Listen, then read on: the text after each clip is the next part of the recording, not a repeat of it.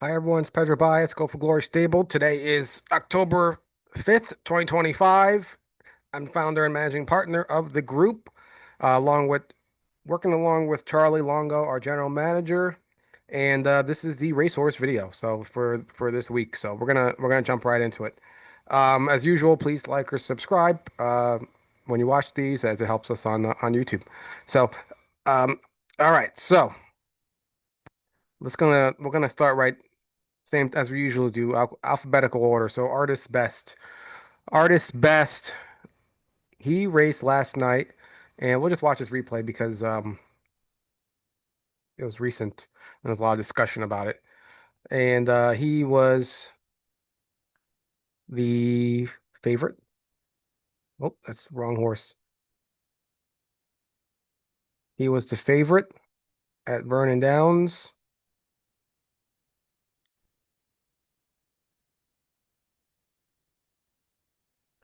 Some would say he was probably overbet, but he was a favorite nonetheless. So he's in the five hole. He has Chris Long driving. Chris Long, for all you who may not be familiar with Vernon Downs racing, he's the number one driver at Vernon Downs, at least in wins, and he's the number one driver. So here's Artist Best right here, and it was a little grainy to start, so let's kind of go back a little bit. But this to me, this kind of impacted the whole race. Boom, he never got off the gate well, and you had all these the seven and the nine were flying up, and we ended up seventh right now. Like to me, where that seven is plopping in right now. I think that's where we should have been, which we would have been in the five hole. One, two, three, four, five. I think we could have been there. I think we could have been in that seven hole spot if we left, but didn't happen. So the quarter was snappy. So 26 and one. So you really it was this race was, I mean, it went like 54 and change the last couple times out. So this race you'll see later on it goes from like 52 and two. So it really went fast, way faster than usual. Usually running like a real slow first half and they just speed in second last half of the mile. There's Artist Best making his move.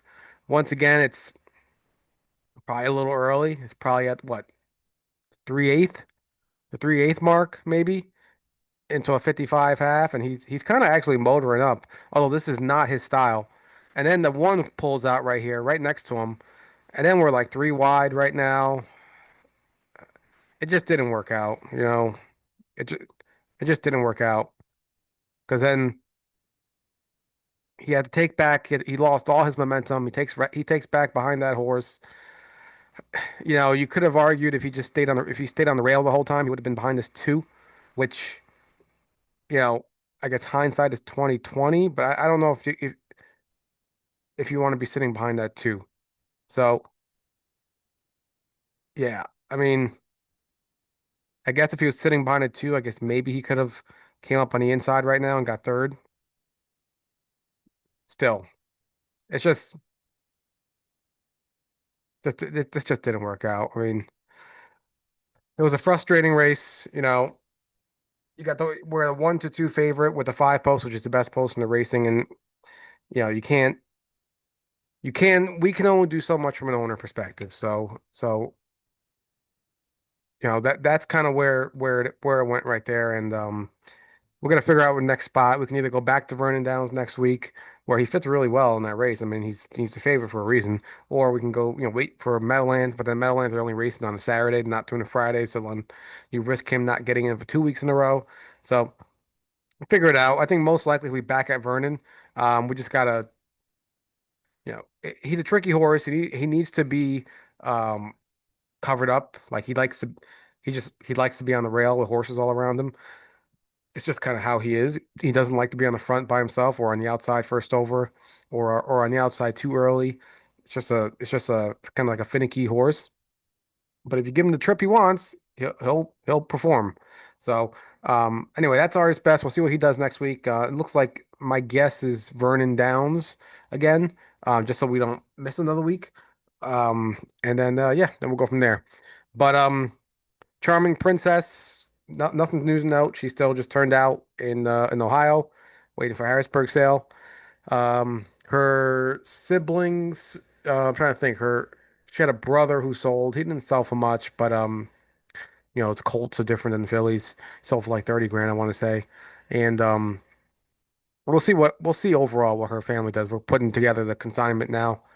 Like the owner statement, all that stuff for Harrisburg. Working with Preferred Equine, so that's what's going on with her. So she'll be in the sale a month from now at Harrisburg and mix sale towards the back end. Drill, nothing to note on him. He's sold. Enola, she's turned out right now. Like we mentioned, she's getting her break. Her and Soho Skyfall, and yeah, she's doing fine. So she's doing great. She's She's at a farm called Old Heritage Farms, and so not at Big Z. And the reason being is every time Rob gives horses a break, he just wants them to get completely away from Big Z. He doesn't want them seeing him, seeing his work, the workers, seeing anybody. He wants them. It's like a vacation. If you go on vacation, you want to go somewhere completely different than where you live and you're at most of the time. So that's where she's at, and hopefully she'll be back and she'll be back soon. Her and Soho probably in a week or two. And then back in the groove again, jogging, training, this and that. So, but she's doing fine. She deserves it, and she's a really nice horse, and we're looking forward to racing her over the winter. Um, Erin, not gonna do the replay. She was in the sixth post and didn't do much from there. I asked Rob. I said, "What do you, what's your opinion?" I was like, what do you think about that race? And he said she's healthy, she's sound, everything's fine about her. He just said right now she's just not liking the half mile. So um he's not liking like those turns on the half mile track, and then she's not liking the she doesn't have a lot of gate speed. So because she doesn't have a lot of gate speed, even when she has an inside post, she's like struggling to kind of even hold her position. So gonna try to look for racer at Poconos or Poconos, most likely it's going to be Poconos. I don't think it's going to be Vernon Downs. They're going a little faster up there than expected. So she's going to do Pocono. We had her in for Tuesday this week, but she didn't get in. So we'll put her in again the following week. So that's Erin. She's doing fine. We just got to get her back where she's comfortable. And Saratoga, she was comfortable for a while, but it's just that's the way she races is not gonna it's going to be tough for her racing there like that with her style in that class. And that class is the tricky class. They usually run two or three divisions, and one division is usually like way harder than the other. And she's been getting put in the harder division recently. So we'll see how that goes and get her back to back in groove where she's comfortable. So that's Erin. Going to Vegas. Same as Charming Princess turned out right now, waiting for Harrisburg. Her her sister, Tactical Landing sister, sold for $200,000 at Lexington. $200,000 at Lexington, her Tactical Landing sister. So I think that gives a little idea how much she could potentially be sold as a broodmare in Harrisburg. Not, she won't sell for 200,000, but she could potentially, um, potentially sell for 100,000 or something like that. So we'll see how that goes. That's the beauty of buying trot and fillies. Just Rose's luck. She well, we'll do her race. Because she raced at Yonkers and she raced well. She raced well. This horse. She shows up every time she goes to the track. Yeah, that's what I like about her. There's no games with this horse. She shows up and she races. So she's in the two hole here. She's in the 25 claimer level and at Yonkers. And this was a Tuesday night. And it's actually, you know, we actually were hoping for a pretty good result here. But right here, so right off the bat, you know, I I was hoping for a little bit more gate speed. I mean, for that 3 and 4 to jump in front like that, I was not happy about. But they did. And she has a little more gate speed than that, so I was really hoping that she was able to defend her position. But neither here nor there. She's sitting fourth right now, and she has Tyler Buter, who's one of the top drivers in North America. I think he's 11th overall in North America, and she's she's cruising along right now. So Yonkers is it's a tricky track. I mean, you got not some of them. You got a lot of the best drivers in all of North America racing at Yonkers, and for good reason. The purses are excellent. Purses are not excellent. Purses are the best in the entire harness racing game. So, but here she is right there. She's sitting fourth, and then Tyler's got he's got a decision right now. Does he stay sitting there, first? To me, I didn't like that odds on Sarah. I saw that horse at Meadowlands. I thought we can beat that horse. I didn't think she was that good. And I thought right here, you got all the time in the world. We're actually around the half. Like right here, to me, I don't, I don't. Uh, by the way, this is me as an owner. You know, these drivers, they do a hell of a job. But, um, so I can backseat drive all, not backseat drive, Monday morning quarterback all I want. But I just thought right there, like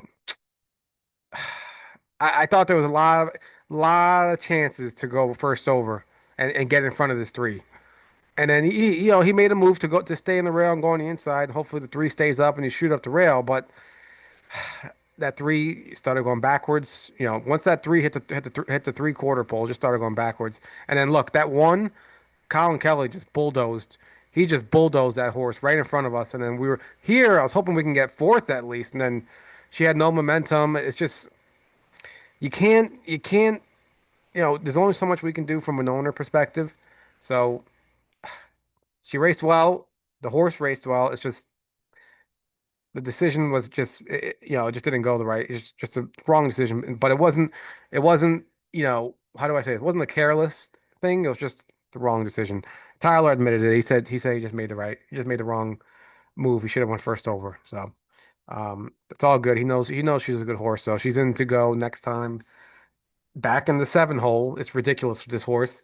Back in the seven hole on Tuesday, and we dropped her down to the 20 level. Um, just because not so instead of the 25, just because the 20s they're racing like three divisions every week, so it's easier to get in versus doing the 25. We don't want to miss a week. So that's just Rose's luck. My Hunter qualified on Wednesday at Monticello. It was ridiculous qualifier. It was like a horse that was like going a million miles an hour and then completely backed up through the field. My Hunter was three wide from the half and just basically cruising from there. And Rob said he was very good. Rob drove him himself. So he's in at Yonkers. We were thinking about going somewhere else and then, looking at the money made and everything like that. If he goes somewhere else, he'd have to race for really tough if he went somewhere else. So we already know he's competitive at Yonkers, especially that non-winners 10,000 class. So we just said, hey, let's just go back there. So going back there, um, we got Brent Holland on him, who's driven him a lot. So we'll see how it goes. He got the five posts. I wish it was on the inside, but he's 7-2 morning line, and it looks like he fits well in there. We just need to get that horse rolling again after that was brutal when he was scratched from when he was 2-1 in a five-horse race. But don't get me started from the two hole. Don't get that was brutal. But hopefully we can get him rolling again, and he looks like he's in a good spot. Money Man, we'll do Money Man real quick. Because he's racing for big money. He raced for big money on Tuesday, $75,000, and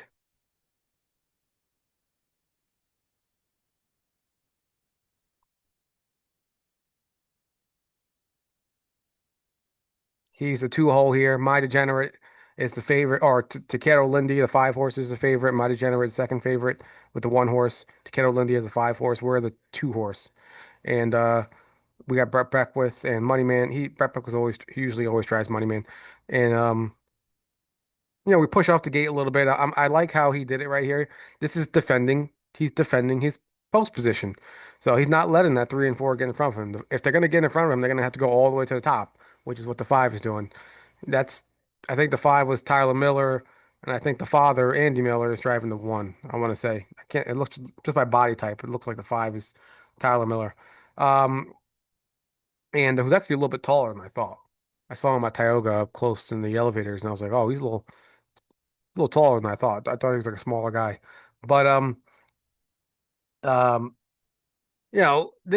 that Takero Lindy he didn't race at two. That's why for all you who have baby owners, don't go too crazy if they don't make it as 2 year olds. It happens. They can get sick, they can get injured, they're just not ready. That Takero Lindy didn't make it as a 2 year old. As a 3 year old, that horse might make $300,000. So if he doesn't leave, he's 7-3. He's just cruising right now. You got My Degenerate sitting behind him, and My Degenerate was like a $250,000 horse. So, those are some classy horses that the Millers have up top. There's Money Man. He's, right here, he's gapping a little bit, and I'm kind of like, oh man, oh boy, he can't even keep up. But then no, right here, boom, he hits that second gear, he catches up to them, and by now the whole rest of the field's like they had enough. They're like, I can't even. The whole rest of the field can't keep up. And then here's Money Man, and then for a second here. I just thought for 1 second, I was like, you know what? I was like, well, are we gonna actually beat these two? 'Cause it was a nice little move that Brett Beckles was making here, and th those two horses are just too good. No shame to lose to them. Don't No shame at all. No shame. Those are excellent, excellent horses, and we'll see them in the Breeders' Crown probably in the other big races. 53 and 2, 153 and 2. Excellent. I think Moneyman was charted in 53 and 3 or 53 and 4. Excellent, excellent. So you can't ask for more than that. Um, he did great. He picked up $9,000, I think, from coming in third, I want to say. And we'll take that any day of the week. So that was Money Man. He's back in to go on Tuesday, and he has where is he on Tuesday? I think he has a 5 hole. Money Man, he is 5 hole. And I think I want to say, let's just pull up his race real quick. Money Man.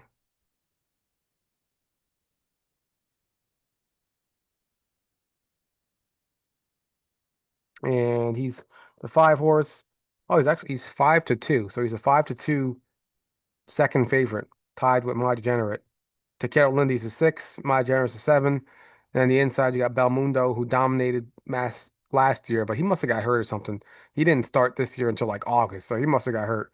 And Devious Lad doesn't really do much. Castell Lindy he was really good last year. This year, I don't know what happened last race. I wouldn't sleep on that Castell Lundy. I think he's better than 8-1, whatever they're telling. He's a better horse than that. Our Father Lundy's not too good. So yeah, we got Castell Lundy to worry about on the inside. Belmundo, I don't know what his deal is, if he wakes up or not. And then Takeda Lundy and my general on the outside. So we'll see how it goes. So that's Money Man, and he's doing fine. Saddle up, saddle up. Let's watch that race. I don't even know if I want to watch this race. I still have nightmares.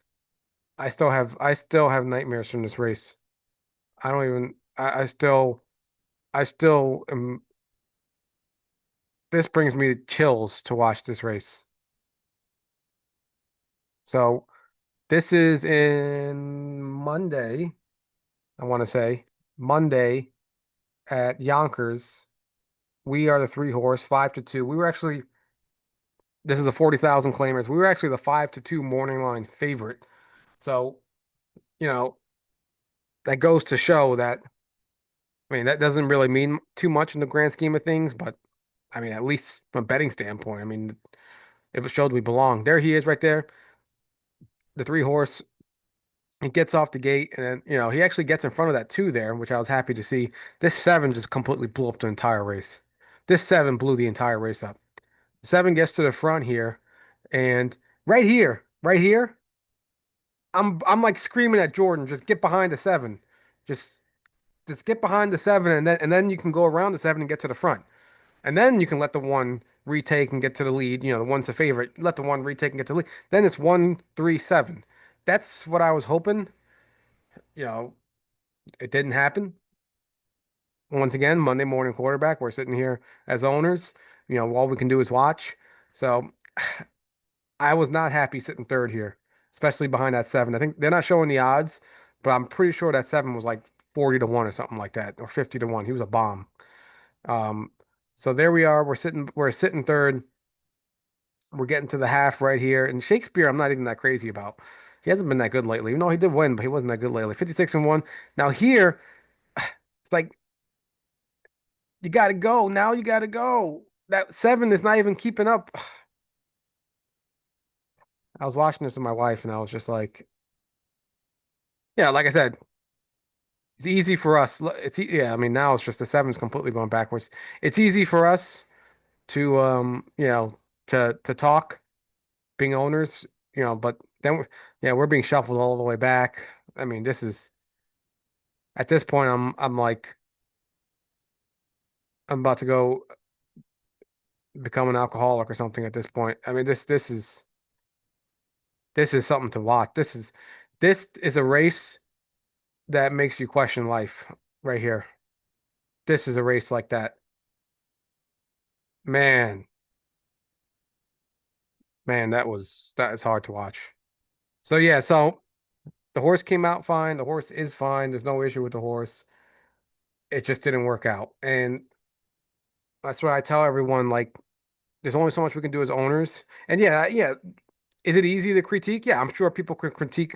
They can critique, Paul Kelly, Rob Harmon. You can critique the trainers. You can critique the owners. You can critique, whatever, the grooms, caretakers, the racetrack, the owners. But yeah, I'm just telling you what I see, and that's kind of my take on the races. Man, I wish. It's easy for me to talk. That's not my job. It's easy for me to talk. So you have to make a split. It's a split decision, and it just didn't work out. But the horse was fine. He's doing fine. He's in to go on Monday with the 5 hole, I want to say. So he's in to go tomorrow with we got a lot of 5 holes this week. He's in the 5 post with Colin Kelly. And Colin Kelly, he drove him for a win not that long ago in a second. Um, so he knows the horse, and we'll see how it goes. I mean, there's some good horses on the inside. So I don't expect Saddle Up to just fly to the lead because you got a lot of good horses on the inside who have gate speed. So we'll see how it goes. But he looks like he's in a good spot. 6-1 morning line, and that six has gate speed too. That music hall. So this might just be like a cavalry charge. We're gonna see how it goes. That's Saddle Up. Let's go to Ship's Revenge real quick. She had a great race. We're jamming her. We just jammed her in here at Monticello in the lowest claiming race they got. And they actually, that's her in the one post right here. They actually didn't even allow show betting. They must have knew she was so dominant. They didn't even allow show betting. So there she is, the one post. She has nice, she doesn't have elite gate speed, but she has very good gate speed. Like meaning she's able to kind of turn it on real quick. So there she is. She gets to the front. Not gets to the front, but yeah, she protects her pole position and just doesn't even let anyone even have a chance to get to the front. And there she is in the lead. She's 1-9, and she basically is gonna wire this entire race. I mean, there's not really much to watch in this regard. Just you're watching a horse dominate. Um, and the race wasn't it's not a big purse. I think it's like 4,100 something like that. This is one of their lowest level, not lowest level, but it's a low claiming race that has an allowance to it, and that's why we didn't want to give her away at in the preferred online sale. We had a reserve of like $8,000 on her because right here she has a tag for 7,250. So if somebody wants her, they got to pay 7,250, and we don't have to. There's no like sales fees or anything or taxes. We just get the full 7,250.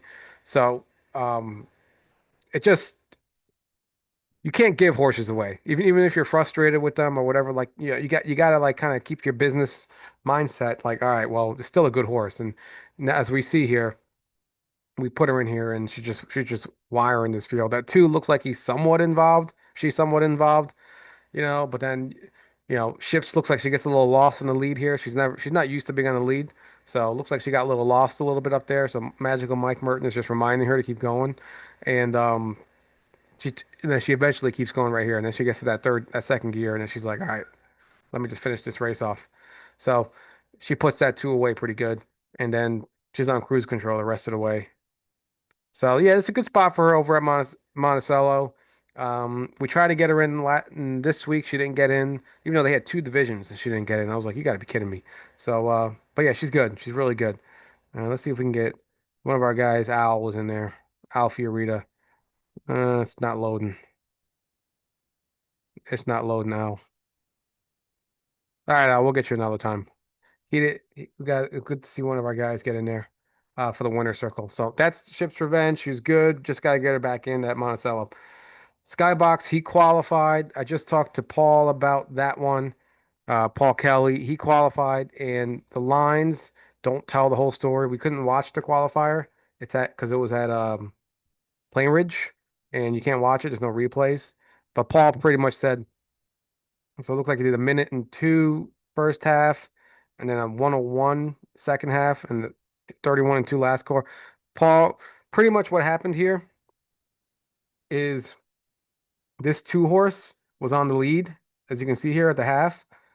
The two horse right here, or not the two horse. Was it a two horse? Yes, I think it was a two horse.